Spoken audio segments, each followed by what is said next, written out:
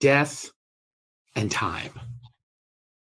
I had 3 clients die this year unexpectedly, all 3 women in their 70s, passed away far too early, far earlier than expected, than we expected, than their families expected. This was not some slow-moving target. It wasn't a cancer diagnosis with years of fighting. This was less than a couple months and gone.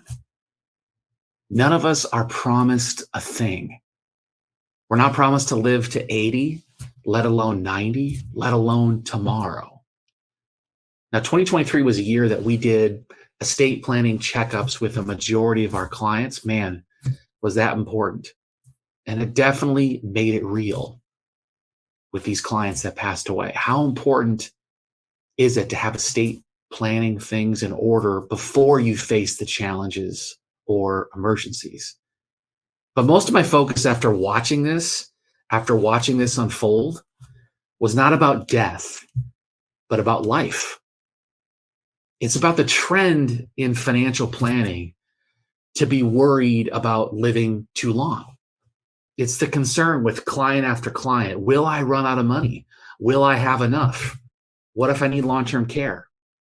It's unbelievable, the real emotion that someone with $4 million that they still have those same concerns. Will I have enough?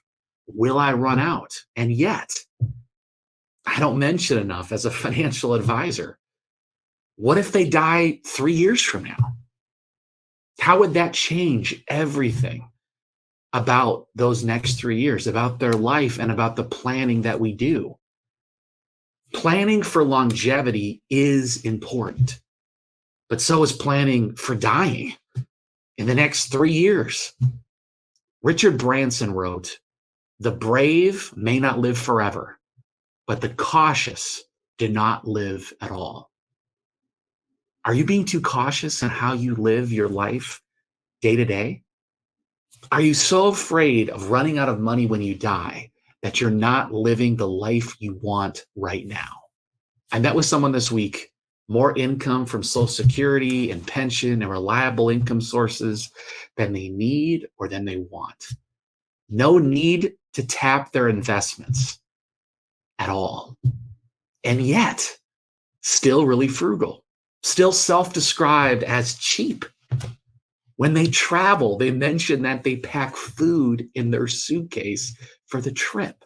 It's a major challenge. And you have that nest egg because you haven't lived lavishly, because you've been reasonable in your spending. Now, someone's asking you to spend more on yourself in retirement. Some clients never make that jump. It's hard for some clients to do that. The happiest clients I work with, they start to open up about using those assets to support their goals. Maybe take another vacation, maybe flying first class instead of coach. Maybe it's paying for a family cruise or renting an Airbnb in Big Bear for the family to get together.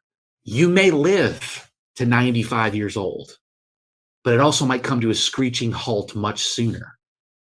How would you alter your life if you knew that was the case? One of my favorite ways of handling that question actually came from a client. And I've got their Christmas card from a couple years ago on my desk, front and center. Their motto, last best 10. Last best 10. When you think about retirement, they think about making the most of their next 10 years, like it's their last 10 years. I've never met another couple more committed to making lasting memories with their kids and their grandkids and their friends, from family trips to Hawaii and international, to Ireland, to camping trips, weekends with the grandkids. They are living their time focused on maximizing the short term. Another great piece of advice comes from Jesse Eitzler. He calls it Kevin's Rule, and he recommends that every 8 weeks, you put a mini adventure on the calendar, something you would normally do, like camping instead of staying at home, watching football one weekend. If you do that, you'll have 6 unique experiences every year that you wouldn't otherwise have had. For me, I went on a jet ski to Catalina with my dad. Now, I don't recommend this for everybody. It was an hour and a half ride each way. It was really intense, but it was awesome. Riding next to dolphins, jumping out of the water. When we got to Catalina, had a couple hours on Catalina to ourselves. Usually Catalina is really busy. It wasn't. We rented a golf cart, rode all around, and we had a jet ski ride back. But it was a great, one of those unique experiences, and it's local. Maybe for you, it's a staycation in Temecula. Maybe it's a night at the Great Wolf Lodge with your grandkids. Maybe it's a new restaurant. I can be a creature of habit too. There's a restaurant in Tustin in the office that we go to quite often. But in the interest of turning over a new leaf and trying something new, I jumped on Yelp and found a Michelin star restaurant just 1 block away from our usual spot. It's called Chalk. It's been there for over 5 years, and I've never tried it.